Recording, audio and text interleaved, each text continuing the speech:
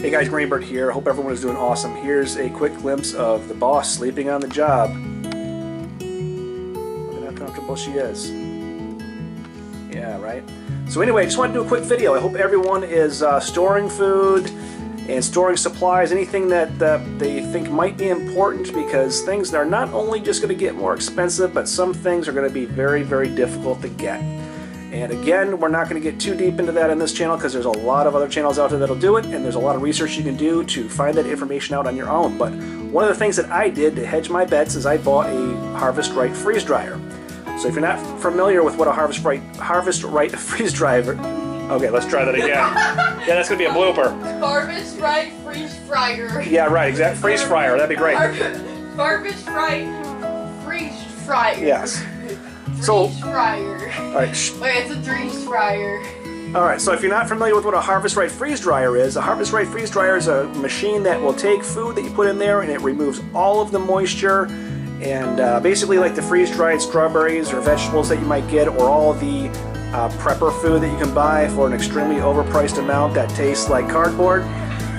This will actually allow you to make that food yourself for a lot less money, and it will taste a lot better. So I'm going to go ahead and give you a rundown of the machine. But basically what it does is it uses a process called sublimation. And what sublimation does is it puts your food into a deep freeze state, and then once all those ice particles have formed in any of the liquid that's there, the vacuum pump over here kicks on.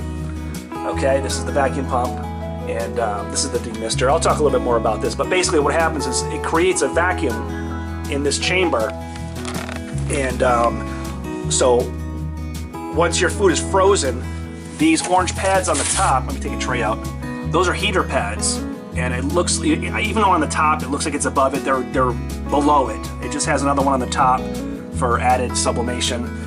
And what that does is that heats up the moisture, or the frozen moisture in your food, just enough to where it skips the water stage and it goes straight to gas. And because it's a vacuum, it just sucks everything to the side of the chamber. So the side of the chamber will be covered in ice, but your food will be completely void of water if you do it properly. And you can break it in half. It's crispy and will last from 25 to 30 years depending upon how you have it stored. Most foods require oxygen absorbers. Some require desiccant packs or moisture absorbers as well.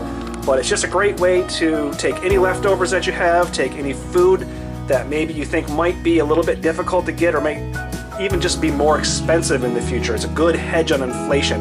You don't have to be a tinfoil hat prepper to enjoy one of these things. You could just use it as a way to hedge your bet against inflation, because you can bet whatever you put in here today is going to be way, way more expensive tomorrow, the next day, and the day after. So anyway, there's going to be a lot of videos on exactly how to use this, and I'll go over the controls here as well.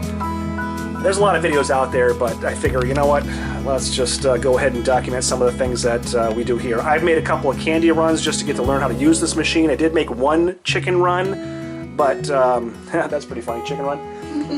But I wasn't comfortable or confident enough that it was completely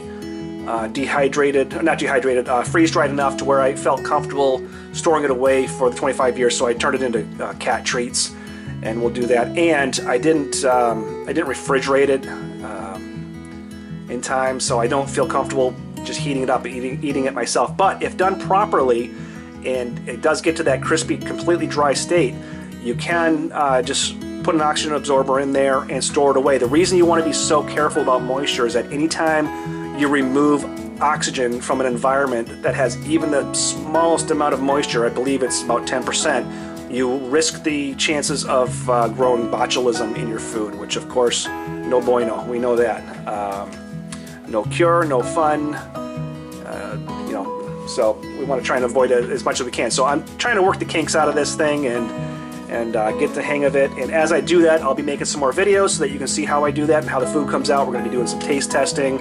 So this year is going to be a lot of fun. We're going to continue to do flint knapping. We're going to continue to do primitive living skills, but we're also going to incorporate a little bit of this. So if you have any questions, any comments, any misplaced emotions, please put them in the comment section. Pellet Greenbird signing out.